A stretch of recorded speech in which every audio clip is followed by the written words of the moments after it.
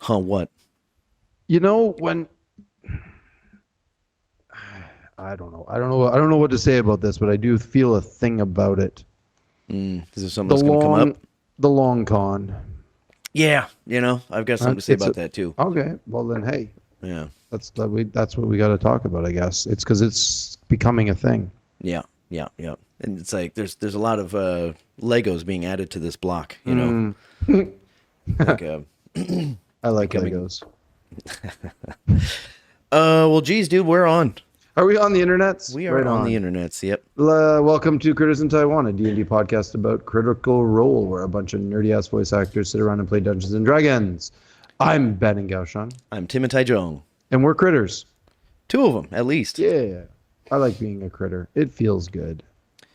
I like to say we handle a little bit more weight than average critters. Meh, do we? Well, we talk about it once a week, We publicly. do. I get it out though, man, because like all the guys, I used to work with guys that play D&D, and now the guys I work with, none of them play D&D. They all sort of, I bring it up, and they all just look at me like I'm an alien. We've regressed. By we, I mean, I guess D&D things. But I don't hang out with the D&D crowd anymore. I'm busy with other stuff, and then the only guys that I hang out with are the guys at work, and none of them play D&D, and they don't understand it. They've never played. They don't get it. It's just I'm like, okay, I'm all on my own. And my Curse of Strahd group, we're going pretty good. We got a session planned for this long weekend, which is good. And That's good. and my other session, which has been on hiatus for like 4 months, 5 months maybe. What is it? It's June. No, it's been like since Chinese New Year. So that's a good solid 4 months. We've got a scheduled date in July. That's exciting. We're gonna get Okay. the DM has finally decided that the time has come to roll some dice again. There you go. So Yeah, that's good. I think it, the bug comes back to bite you pretty quick, Yeah, yeah. Like So rolling dice D&D's is really fucking fun. it's a drug. It is, I have 1, 2, 3, 4, 5, 6, 7, 8, 9. I have I'm approaching a dozen sets of dice now, so it's definitely a drug. I'm up to 2 and I don't even play. All these Hey, poor so little beautiful dice just sitting there. Tim, tonight we're talking about episode number 62, A Long Walk of Reflection. A long walk of reflection. That sounds Yep. like the title of a throwaway episode. It sounds like the title of a Danielle Steele novel. There we go. You remember that? Remember her? I remember the name. Could have been a dude. I'm pretty sure it was a pen name. I don't think anybody's name is Danielle Steele. It was like a trashy romance novel author. Maybe that's why I think my mom had trashy romance novels, She also had a Playboy though too. Yeah, this was a shorter episode. It was only like 4 hours, something like that, 3.5. Yeah, when you take It away the was- intro, 15 minutes, you take away and the the break, break. which is 10, so it's And the 25 outro, which is minutes. like It's like 5. 3.5 hours. And Yeah. the outro is like 5, yeah, so it's like Yeah. less than 3.5 hours, yeah. Yeah. And the So, first it was a good, half was pretty long. it was a good one. I enjoyed it. It was a RP heavy. It Yep. was nice.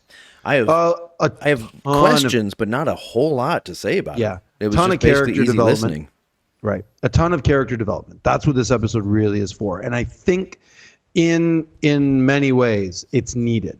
I don't think they did this enough with the other group, the Wildmount group. I feel like they were always on the go, always moving, always doing a thing. They were always getting through something, always a hook. Yeah. This one, yeah, they got a hook. They're going to see the Hevestro, the Hierophant of the Emerald Tree. Okay. I've got a thing about this. Sure. But I think like that's their hook. But this episode was really about them camping. And Yeah.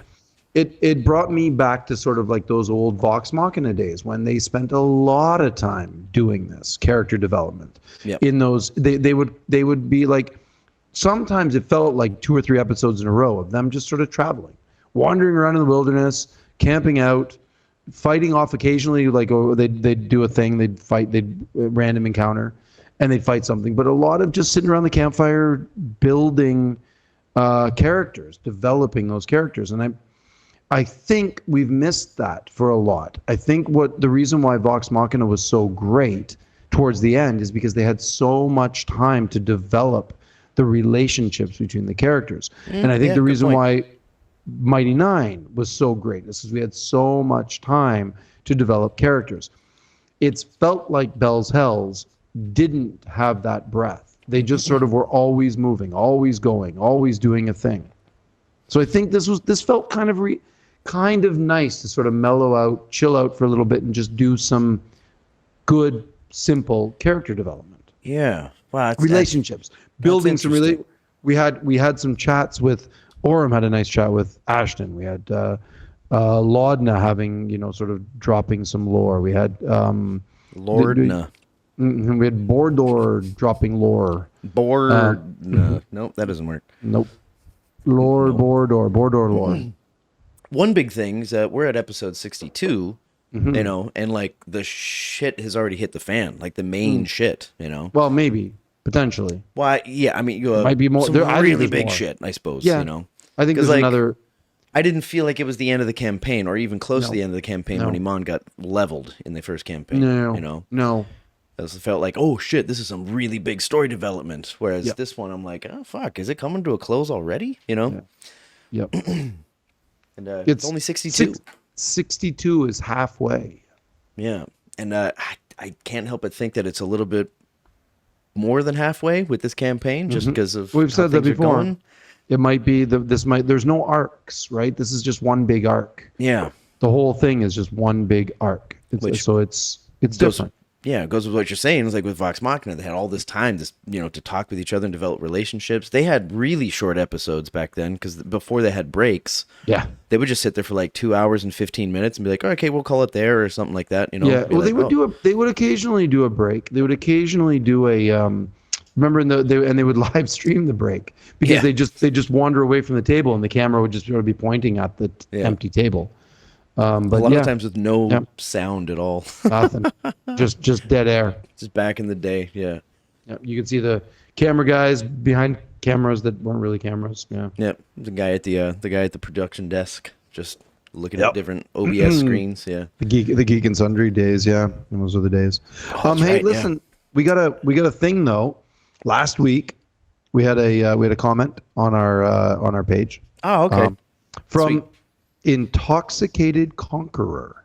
Intoxicated Conqueror. You know what's real nice is hearing these new names. Yeah, I dig it. So he's two things. Number one, I'm going to go with number two first. So number two, he says hi to Chocho. So Chocho is right there. She's on the screen. Yep, you can see her. Is she on the screen? Yeah, cool. Yeah, she is. Chocho's just the part where you tickled there. Cool. Chocho's there. She's having a nap. She's chilling out. Also, I think Oh, there she is. There's the girl. And you got Alf over there. I don't know if that matters. We can't. Oh, yeah, we can see Lisa. There you go. Look at those ears. Yep. Big old fruit bat ears. Faster than a porn star. Good girl. Oh, now she's all like, "What, man? Don't do that." Yep. Anyway, so Intoxicated Conqueror. Thank you for saying hi to Chocho. The other thing he says is, and I'll just read what he says. Why not? Wait, are you gendering this person?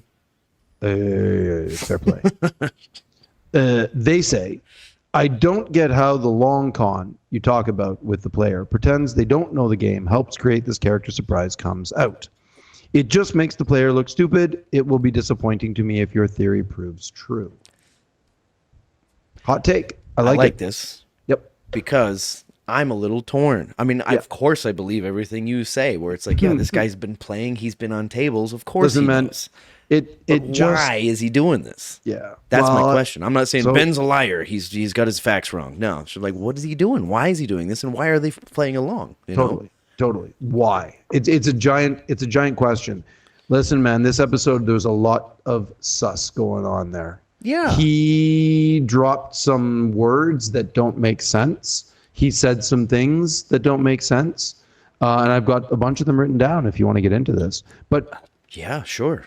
Intoxicated Conqueror, thank you for your comment. We appreciate it. We'll answer them all. Sorry for Ben gendering you. Jesus. Not really a question there. I agree with you. Women can be conquerors too, Ben. If this is a long con, it will be weirdly disappointing. If it isn't, it's going to be weird. Yep. I mean, none of it doesn't make a lot of sense. So if it isn't, it doesn't make any sense. There's something. Not like it's going to be weird, but like, it definitely is a long con, right? Mm-hmm. Something. Or maybe he had an injury and he forgot how to play. There's definitely something going on. It may not be a long con, because backstories, when you don't reveal all of your backstory information on the first episode, is that a con? I mean, no, it's just holding stuff back, because why are you revealing all your intimate details to strangers you met 2 days ago? Yeah. Right? So anyway, hey, I got a math rock. Utkarsh. Okay. There you go. Just had to find his name again. Should we do I'm a little confused about that. And, should we do some rollies? We might get a little bit more into it. We're rolling now? I'm in. All right. Rollies it is with a 3. 11. All right. You've been killing it these days, man. Yeah, the dice. This dice has been mediocre. It's been average. It's whatever. It's not. It's a good. I think it's a good weighted dice. I think it just sort of rolls well. It balanced. Well, this is my 4 die one today, so that's probably why I'm going to roll like shit. I'm just going to start out straight up with Bordor then, because with Utkarsh, because his character Bordor said some things this week that don't make sense. You got some? You got a list here? I got a list. Nice. So right off the hop, as they're leaving town, as they're leaving Hearthdale, accompanied by Felicity Puffman. I think that's my favorite name for all of the cougars that they mentioned. I think Felicity Puffman was my favorite. They're asking him, they're like, somebody asked him, I think it was Prism said that, why, like maybe your powers come from the Dawnfather. And he's like, why? That doesn't make any sense. That doesn't make sense. I don't see any legs connecting those two things. Right. But from a sheep herder, why wouldn't he think they come from a god? So again, this is a little flag to me. If you're in character, 100% in character, this character might be thinking, yeah, maybe my powers come from a god. But I mean, for him to say it doesn't make sense, that's a flag that says, no, they're not. They come from somewhere else. Right. He then. Oh, wow. Okay. Yeah. You know what I'm saying? Like there's a to have that immediate response, that might be the character giving the player giving some information. Right, exactly. He starts making these. He goes and he finds those blueberries, not blackberries, which was a great moment by Matt. 9 plus improv. 7. Wait, yeah, 9 plus 6. 9 plus 15. 6. Yeah. Oh, not blackberries. They're blueberries. Great little moment there. Because you immediately recognize those were poisonous. He goes and he starts making leather out of the berries. There's a thing there. There's a something there. Come on, that's just fruit roll-ups. What was on the wall of the cabin that they scryed on later? Leather making tools. Talk about soon. Okay. Then we've got. We don't have to bypass it. I mean, I could just yes and with it after this. Yeah, sure, you can if you want. I missed that detail that there was that leather stuff on the wall. Leather working tools on the wall. Matt said. Okay. Then we've got Bordor curling up with the wind cougar. Yeah. That's a thing. Yeah, that goes in the dog area. Uh-huh.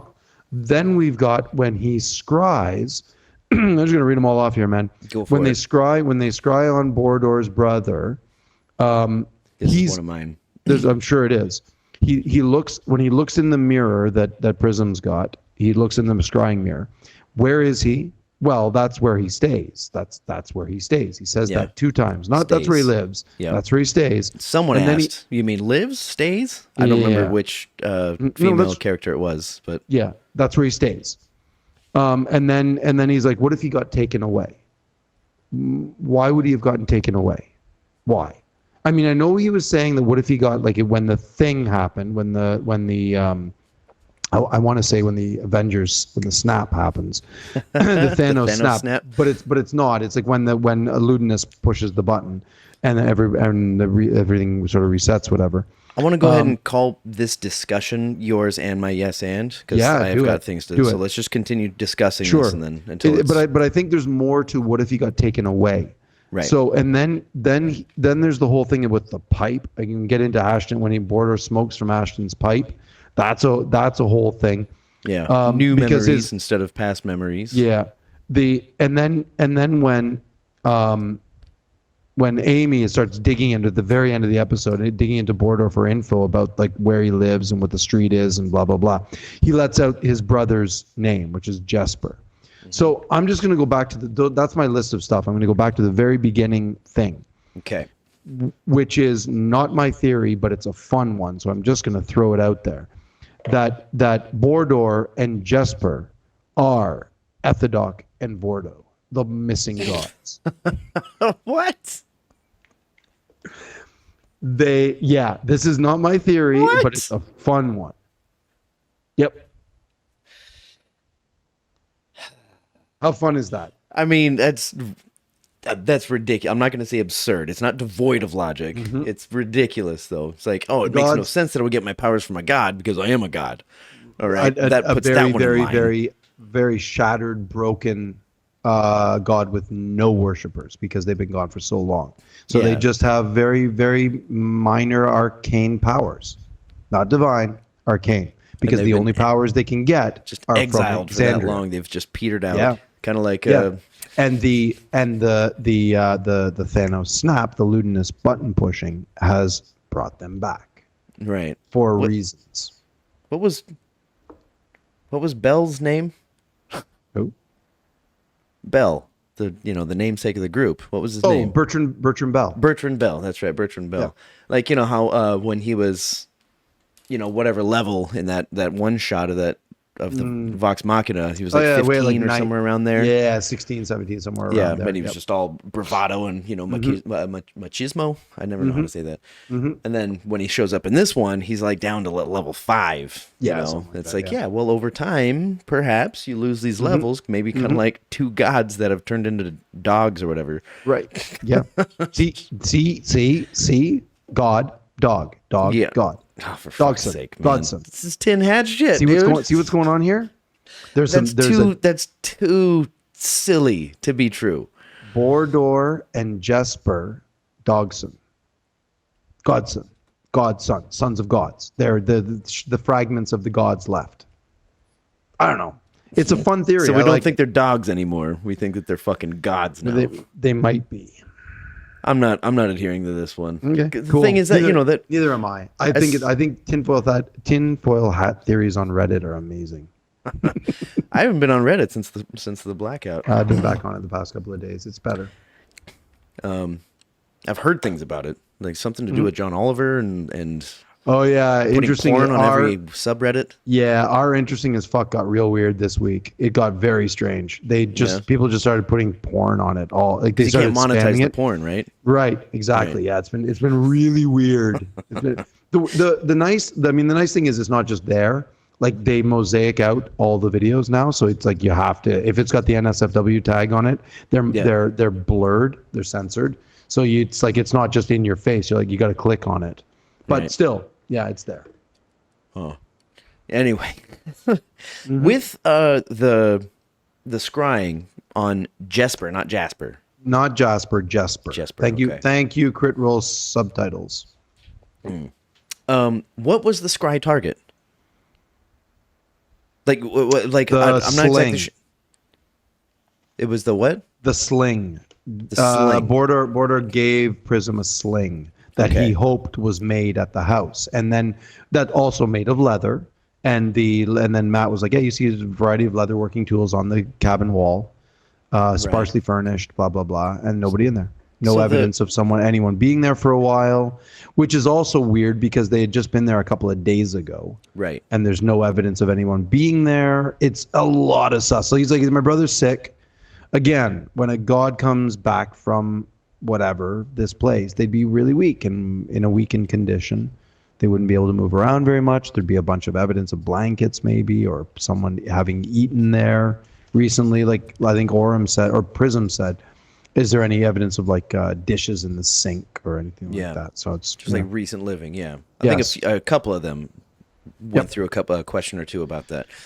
The reason I say what was the target? Because like when you scry, you can scry on a person or a place, right? Mm-hmm. So I guess they must have scried on the cabin, and they used the sling to help. The sling. I think they meant by like a David and Goliath sling, like that kind of a sling. I think.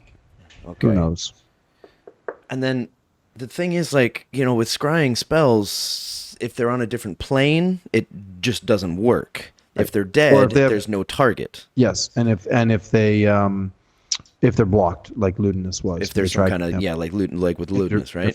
Yeah. So in this case, the scry spell worked. Yep. But they were scrying on the place. Is that correct? Place. Yeah. Okay, that clears that up. I thought he was scrying on his brother. It wasn't so okay. Like again, like you're gonna if you want to get specific about it, they weren't specific about it. Okay, so they didn't really. That's why I'm confused. There was no real. It was more like let's just scry on.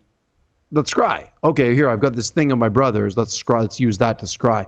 And they were never very specific about what they were actually scrying on. Right. They were with other things, like with yes, like with Ludinus. They wanted to scry on Ludinus. Yes. But with the brother, they were very vague about it. And that's, I think, again, testament to Utkarsh's ability to muddy the waters here by sort of going like, oh yeah, I've got this thing. No, I've got this thing. Yeah, no, last time it didn't work. And he just kept constantly sort of deflecting and sort of steering the conversation. No, it's all good. Yeah, no, that's where he stays. Yeah. What do you mean that's where he stays? Well, that's where he stays. And then I went over to, and so like he's very, very good at deflecting and sort of just staring at you if you don't understand what I'm saying? Like not mad dog. He wasn't mad dogging, but he was just mad dogging him. But he's just sort of like. I just thought that was just like a personality trait. I think it's intentional. I think there's sort of an intention here that he's like, yeah, no, I've got a secret, and I'm not going to tell you what it is. I'm not even going to tell you that I have a secret. I'm just wants to though. He's sitting there just like, I'm going to tell you some stuff just to get you asking. Listen, man, if I can say this at I timestamp. Oh, timestamp GIF. 2:36:08. Is this before the break? Yes. That first half was really long. 2:36:08. It was very long. Matt, I don't know if you grasp the enchantment on the pipe, right? And Matt, the look on as Bordor starts explaining to him what they see of Bordor, his shooting the firebolt and exuberant, he throws his hands up in the air all in this little pipe smoke scene. Yeah. The look. Did you watch this? I was not watching at that time. The look on Matt's face is this. Oh, wow. Okay. When he's saying like my biggest achievement. Yep. He keeps his mouth keeps slightly opening just a little bit. I exaggerated it a little bit. I'm sure, yeah. But he's got his hands steepled, which is a giant Matt poker tell. Yep. When he steeples his hands in front of his face, it's a tell, and he's like, you can see it. He's like, his eyes are going back and forth. Yeah, looking at different people's faces that might be involved in this. And he's like, I need to say this, and he's got a thing to say. Chat exploded at this one. Everybody in chat was like, Matt's face. Look at his face. He's got something to say. Matt wants to jump in here, and he never does. He never jumps in. And I think my immediate reaction is, okay, he's got to retcon something. Right. He's going to have a conversation with Utkarsh later. Mm-hmm. He's going to have to sort of figure out why, there is a thing you were supposed to do, and we're going to have to figure out why you didn't do that. Right. And not in game. Well, I think it's going to be above table sort of a thing where they're going to have a little conversation, and Matt's going to be like, you did this, and Utkarsh is going to go, well, the reason I didn't is because, and then Matt's going to go, oh, okay. Well, then going forward, we're going to have to do, okay, yes, we'll do that thing. Okay, perfect. There's going to be a conversation. Yeah. So it's a little bit. I love it. I love it too, but it's a little bit unsettling because it feels like, like I could just like skip forward on the pages in the book a little bit and just find the answer. Because I feel like it's now there's like some written stuff. Of course, there's backstories and lore that, like you just figure it out later. But because there are no individual arcs necessarily in this campaign, not nearly as much as the previous two, that every new piece of information is a part of the mainline lore, the overlying arc. So it feels a little bit written because there's so many characters. You know what I mean? Yeah. So So it's got me a Intoxicated little Conqueror, uneasy. this is all part and parcel of this con. I use the word con in a quote because it's just a very, very convoluted, complicated, secret backstory that will be revealed sometime soon. We think, unless he dies in this upcoming battle, if it's a battle. The whole sticking to I don't know how to play this game with dice. I don't know which dice it is. I don't know what it is. I think is part of it. It may not be. It genuinely may be. He doesn't. There is having played with enough newish players. It doesn't matter even if you have played for a long time. Playing a new class can be intimidating. And if you're playing a magic wielding, like a divine or arcane class with spells, that also can be confusing. So there could be that part of it. Maybe he's a very nervous person. They're playing in front of tens of thousands of people, and it's like advantage. Sorry, what was that? And he's like, oh, just roll 2, take the higher one. Well, they keep saying highest. It bothers me. Take the higher one. Be like, oh shit, maybe he is as a person just like a very, like jumpy, nervous person. I don't know anything about the guy other than what I've seen here. So if I hadn't talked with you, I would just be like, oh, this guy's new, but he's doing a really good job. Yeah. Yeah. Well, I guess last week there's videos of him on Twitch playing and on YouTube playing D&D with Matt. And I'm sure those are blowing up right now. I hope so. Because like especially all the viewers, these thousands of viewers that we have. Listening to this conversation, the long con, and also looking at, our comments and stuff, being like, oh shit, let me check that out. Does he really play with Matthew? Does he really play with this? Does he really know 5th edition? Or is this guy scamming and conning? And also, why would you scam and con if so many people know what you do? Or that that you do this? Yep. It's like, how do you act like you just started drumming, Yeah, it's entirely possible that he hasn't played D&D since those days, and because that's 5-6 years ago. It's entirely possible. Like pre-COVID or whatever. Yeah, it's possible he didn't. I doubt it. I'm going to say that once he started playing with those guys, he probably has a home game. He probably plays with another group. Who knows? I would. Once their section gets over, I would love to see him on a 4-sided dive and just have him come out with it. What the fuck's going on here? Yeah, they haven't had him on there hasn't been one yet, right? We had the last 4-sided dive was with the Wild Mountain group. We should have one next week, right? In July, yeah. Should, yeah. Yeah, first week of July. The first Tuesday of the month-ish. Something loose, yeah. Hope so. I was gonna say one more thing also about like the previous half, not the previous half. The other half of the party. The Wild Mountain group. Yeah, what do they call? What do they call them on the CIF group? The CIFF group. Yeah, because there was AOL and then AOL and CIF. Yeah.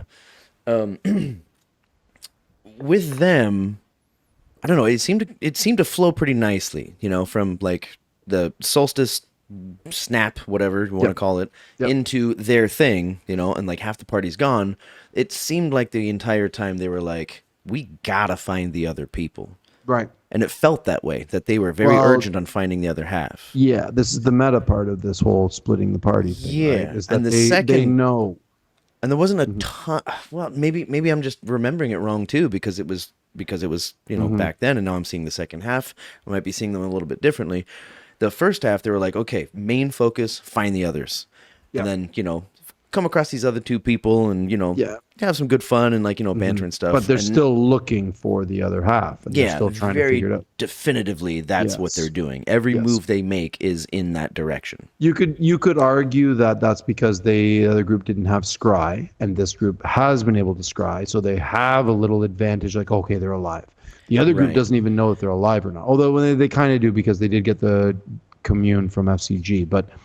Other than that, they don't really have confirmation that the other half is alive. Right. Yeah. Shit, I didn't think about that. So there's sort of a thing a little bit of a thing. So some of the pressure is off this group, the AOL group, because they've seen the other party. They've seen Imogen. Laudna has physically seen Imogen. So right. So maybe a little urgency is lost there. Maybe you could make that argument, but there is also the meta thing that is happening where they do know that the other group has done a thing and they've watched it. That meta part, yeah. Yeah, because Liam's made the comment about the goats several times now, so it's like they've clearly watched this. We know that, we have confirmation that they've watched it. Yeah, they know what's going on. It's hard to keep that meta off the table. So of course we'll see. Yeah, because we know they were there. Beginning of the episode, they're all sitting there, and then they all leave. It's not a movie. It's not supposed to be that way. It's supposed to be, And then on this side, you make a good point with the scrying. I think I just assumed that scrying wouldn't work because message didn't work, and the other message and sending didn't work. It really I just assumed scrying wouldn't work too, unless they tried it and it didn't work. But I don't remember. No, this group doesn't have it from somebody else. Like one of the other two. Like the guest players. Didn't they try scrying at some point? It was just like nothing? No. Didn't Orem tried using the sending stones. He tried the sending stones, just nothing happened. Yep. And I don't think Prism has message.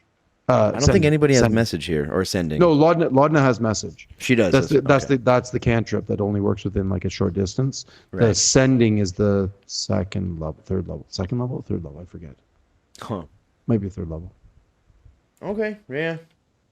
I guess that makes a little bit more sense. Yeah, I just felt a little bit less urgency to find the other. Even every time they say like Orem is in particular, we gotta find these people. It feels like he's shoehorning it in. Well, he's the good boy in the party, right? He's in the whole party, the whole group, all of them. Well, yes, Prism said, she's like, dude, I kind of feel like if he does it, then it's okay to do it. Yeah. It's like when he just goes into that crater. He's the only one with a compass, right? The rest of them are all sort of all over the place, and they don't really give a fuck, and it's just sort of like, they're chaotic as fuck. But just on the chaotic good area, yeah. Yeah, Orem's got that sort of lawful good inclination, even though he probably. He plays it really well. That's great. Yeah. Hey, should we do some rollies? Yeah, geez. I guess I'll cross that one off. Let's get some rollies in here. 8. 10. Hey, you got one. I can't believe this one won. Okay, well, you kind of touched on this and kind of answered it in the beginning there when you listed off those things. It's nice having two colored pens. I can really see what I'm crossing out. What exactly is Marissa Tomei's purpose? By Marissa Tomei, of course, I mean the cougar. Oh, nice. Because from what I remember, and I'm basically asking you because you have all these notes, right? Yeah, that's what I do. From what I understand, they got it from Jababwe's fucking, she gave them a spirit guide. Joan Rivers. Yep. Joan Rivers, yes. Another cougar. Wait, no disrespect to the dead. I think we'll edit this out.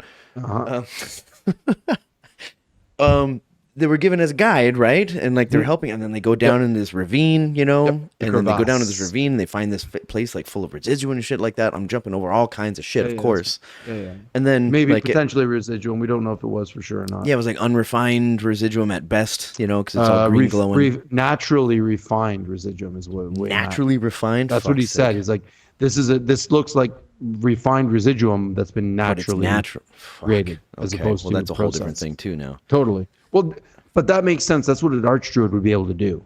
Like if an archdruid was like, hey, there's residuum here. Okay, let's just there. It's refined.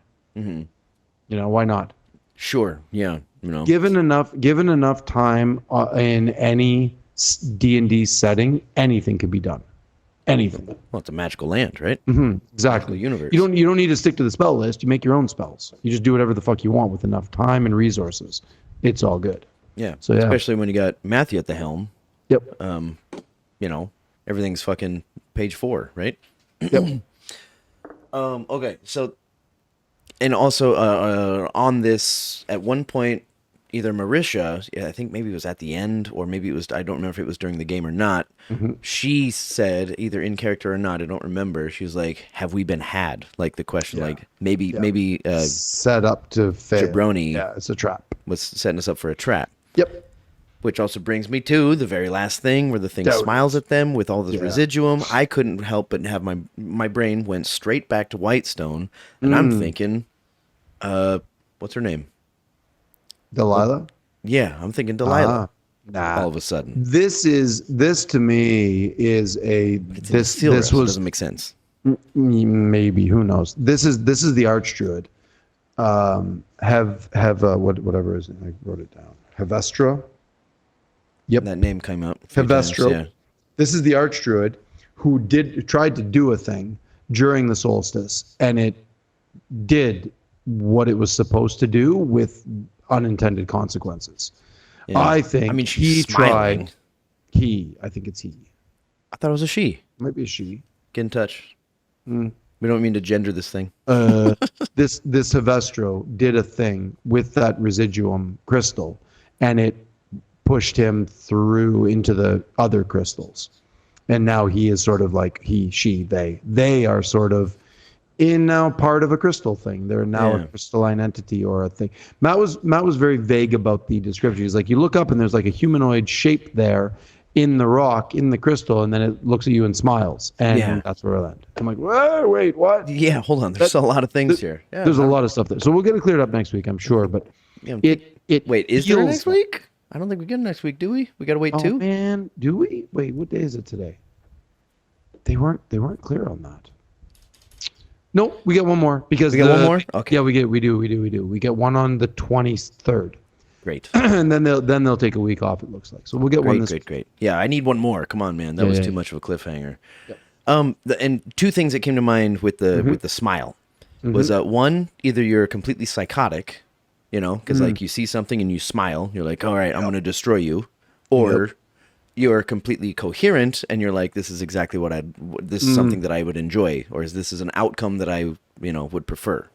Sure. Those are the two things. So it's like, a psychotic thing that's just going to attack from the thing, but we might get an encounter right away. He might be like, they might be like, hey, get out. Also, I doubt it though. In the residuum. Well, this is the shrine. Right, this is the emerald tree. That giant crystal is the emerald tree. Right. Yeah. So the emerald tree. Yeah. There's a lot of quotes going on here. Well, D&D. They use They use weird words for different things. It's not a tree. It's a crystal. But let's call it a tree. Oh, okay. So sneaky.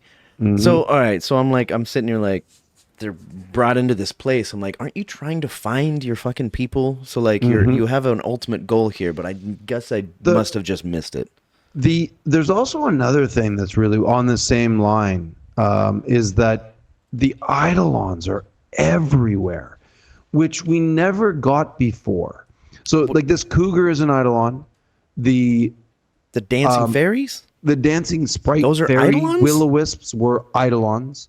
The will-o-wisps, like a few episodes ago? No. The little glowing eyes when Orem was like a weird. The dancing eyes. The dancing things that were like little wispy things that, no will-o-wisps, but they're like will-o-wisps basically. They're just like floating around. Matt's like, you see, and then Ashton saw a whole bunch of them when he was doing his. He was like, there's spirits. First night, dozens and dozens of spirits wandering aimlessly around. The next night, Orem is like, there's all these little spirits. Oh, I didn't realize Ashton saw them. Or saw some. Yeah, he did. The first night. He was like, you see dozens and dozens of spirits. And then was that this episode? That was this episode. Fucking hell. I missed it. Yeah, I've got it written down. And it's like all of these. It's strange, man. I'm like, wait. So if these Eidolons were always here, why didn't they see them before? Are they only in Asilra? They're only on this continent? It's a strange one. I don't really understand that. Is there and the solstice happening? Yeah, maybe. That's what I'm thinking. Like maybe is this now this is combination the of what this is? What this is the new reality in Exandria. Now there's all these little, and the Eidolons are like they've alluded to them sort of being fragments of the Titans. Is it because the Titans were here? But the Titans were also in other places like Marquette and and Wildmount, if I remember right, from Calamity.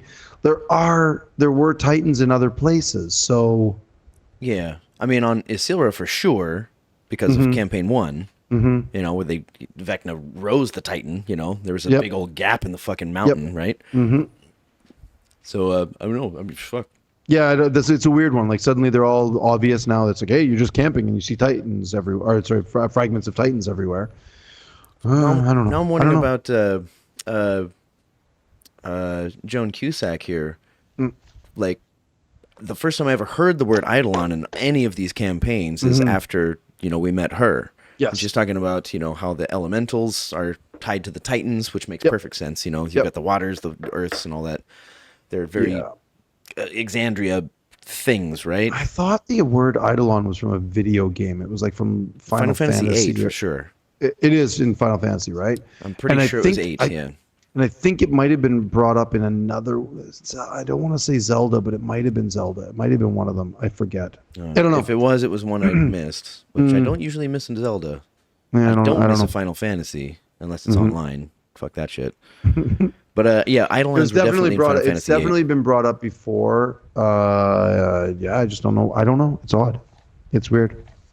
Yeah, and that also makes me think maybe this whole Eidolon idea was new from the snap of the solstice. Could be. You know, speaking of this, you know, another Avengers analogy. I wonder if we're not going to get an Endgame. Like in Endgame. Do you watch Endgame? So you know in Endgame. Spoiler alert.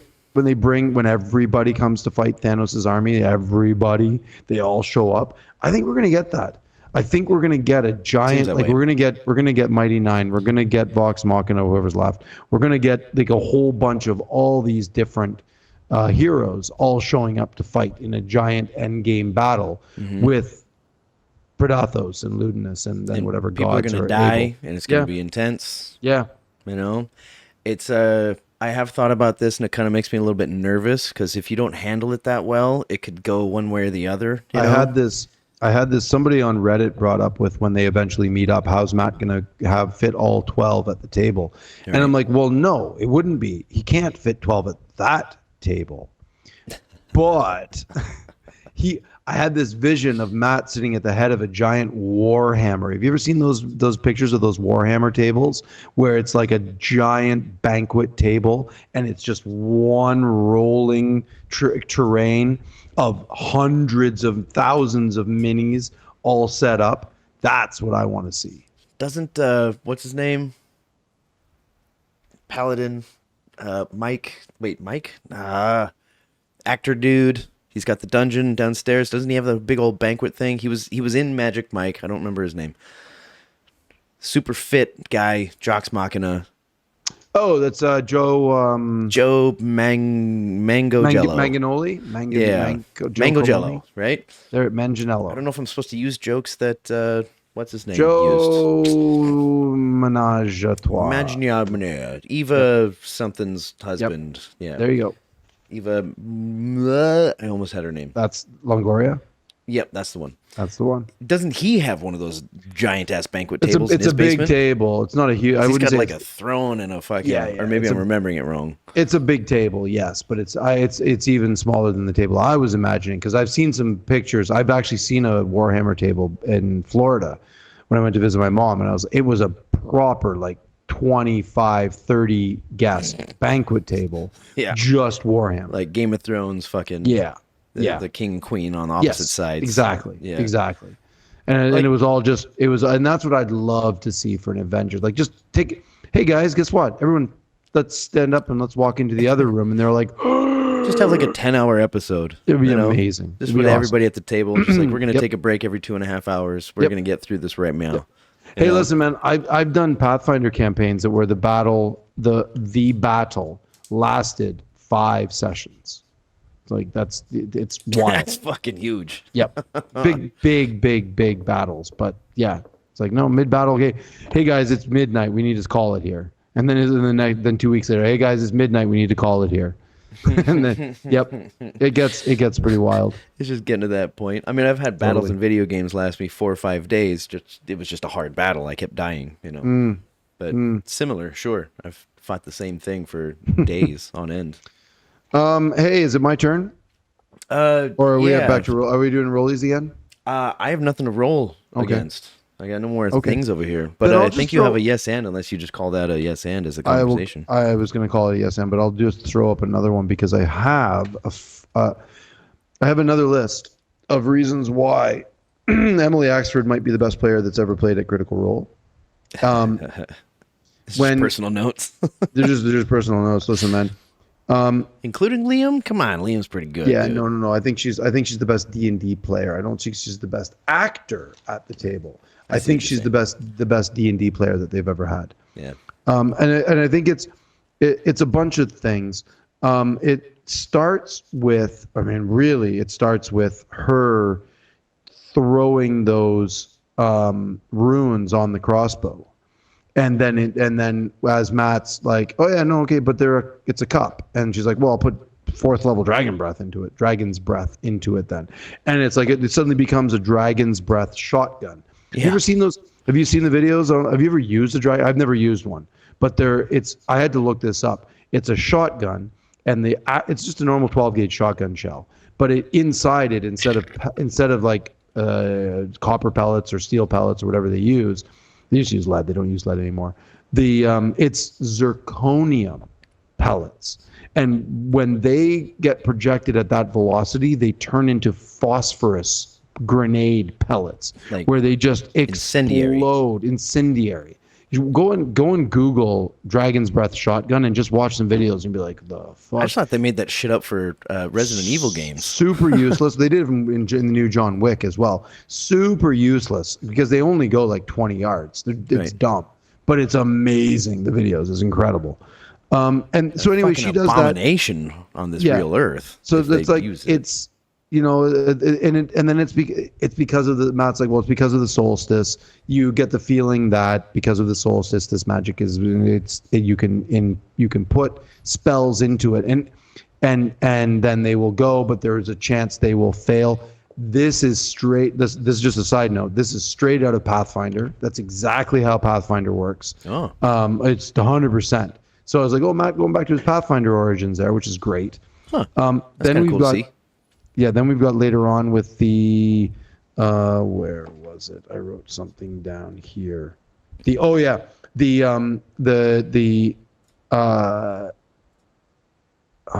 got it. I don't remember why I wrote this down.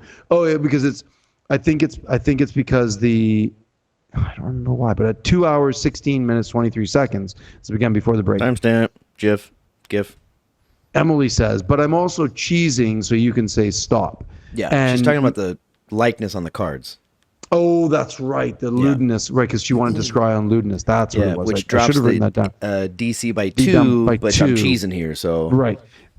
And again, this is a wonderful moment where they're like, yeah, this is she's like, yeah, I'm going to use this because it does this, and that's the recognition of the D&D, because I love that word, the cheesing word. Because it doesn't get used enough. Prestidigitated a more sullen look on his face, also, and then Matthew's like, you know what? I'll let it go. You know, like, yeah, sure. This is like a fully committed to D&D player using cheesing, and I love it. It doesn't get used enough because this table, the Critical Role table, they always call that metagaming, and in that instance, it's not metagaming; it's cheesing. Okay. And so there's a really good distinction there to be made, because like we've talked about this before. Laura is the queen of that. She's always like, well, I know how to do that because now I know some information, and I'm going to put that into Jester, and Jester now knows everything. And it's like, well, that's that sort of that metagaming thing that they do. This is an instance of not metagaming. This is an instance of cheesing, which I love. Like understanding the game and being like, all right, is this an unfair advantage because I'm fucking good at this? Yep. And it's improv, and I just told you that I had these cards, and it was a moment of humor. Mm-hmm. And she definitely stuck to it. She was like, the canonically established cards. Totally. But I'm cheesing here, so I'm going to leave this up to Matthew. Who's Matthew? Yeah, that was a fun little moment by Utkarsh just broke some walls there. And then later on at 3 hours, 28 minutes, 52 seconds, I've got this written down. Shows why she's one of the best D&D players on the planet. She cast the Ray of Frost cantrip into that refracting crystal. Who the fuck does that? And immediately, why Ray of Frost instead of like a cantrip? It is Ray of Frost is a cantrip. Oh, it is. Oh, sorry. Yeah, okay. I was thinking Cone of Cold. Sorry. Ray of Frost is a cantrip. So she cast it in. Nobody would have thought to do that. But she's like, well, it's prismatic. It's refracting. Let's see if it refracts a spell. It's this kind of cleverness is really, really understated. And I mean, I don't know if Matt had it planned out ahead of time. I don't know if he was already thinking that, yeah, it would. Of course, this was a material that would do that, or he just rolled with it. It didn't feel that way. Amazing. Yeah. Amazing. That's all I got to say about that. I think it's. Oh, that's where the shivering queef came back as well, which is awesome. I liked how many rounds of laughter it took as well this time. Mm-hmm. Like, if you remember the original, like, I was laughing. I had to rewind about 4 minutes because I was just laughing, thinking about when it happened in the second campaign. Mm-hmm. Everybody was... Matthew said shiver and quiff, by the way, not shiver and queef. He said shiver and quiff. Mm-hmm. And just everybody's face froze with a laughter face. And they were just being polite, not laughing out loud. But everybody was like... What did he just say? Yeah. Yeah. The shivering quiff, which turned into the shivering queef. Yeah. The best. It was the best. Minutes of just going back to it, and poor Matthew, and he's like, he rolls with it quite well, It was like, but then the wave of laughter would hit the table again, and it would just circle around, and they'd all be just killing themselves. Collective, like probably 6 minutes, like in 3 rounds, probably, and they're just like, somebody would lose it, and then Matthew would be like, fucking Ashley, like whoever it was that broke that time. God, that's probably one of the funniest moments in the fucking franchise. It's one of the top 5, top 10 maybe. There's some good ones, easily. But it's up there. Top 3 for me easily. Top 2, I think it's up there. I'm trying to think of anything that competes with it, but it's kind of hard to do when this is fresh on the mind. Mm-hmm. I'm sure there's other moments in there, but man, that's all I got. That's what we got for today. We should we're an hour in. We're about an hour in. I'm tired. I got stuff I got to do. Yeah, I mean, hey, I feel like we covered more than I expected for this one. I didn't have a lot of notes, man. It was just good storytelling, good, and other than having a tin hat. Like I said, this is one of those episodes where they took a breath. They took the breath. They sort of went, what did Emily say? The anxiety is just excitement without the breath. That's what she said, because I couldn't remember what she said. Anxiety is just, wait, say it again. Anxiety is just excitement without the breath.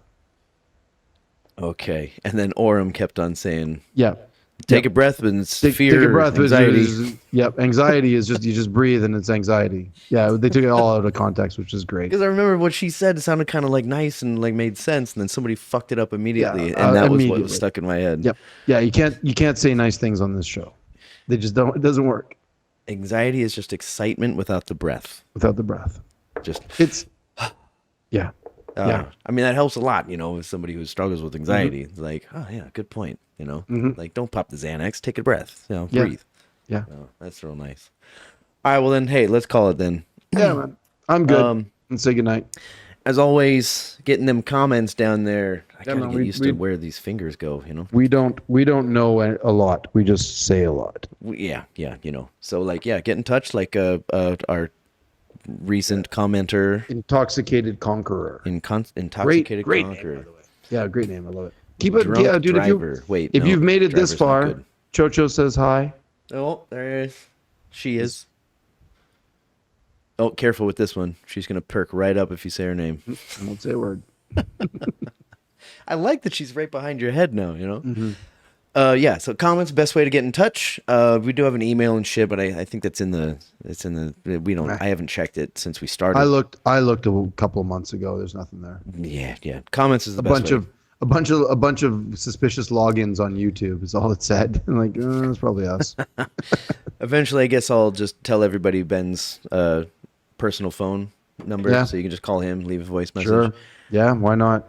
Get in touch with him. I just got one. Huh. Right. Intoxicated Conqueror is on your tail. Yeah. Sure. find him, Ben Greenspoon, on all social media. I'm drummatucka on Instagram and Facebook. You got to be closer than this for Facebook. Come on. Am I forgetting anything? I feel like I'm forgetting something. Nah, we're good. All right. Well, if nothing else, Ben, don't forget to love each other. And is it finally Friday? Peace and love. Yeah, man. There it is. Okay. To you too. Take it easy, take bro. care, everybody. We'll see you next week. Good week. Peace. Cheers.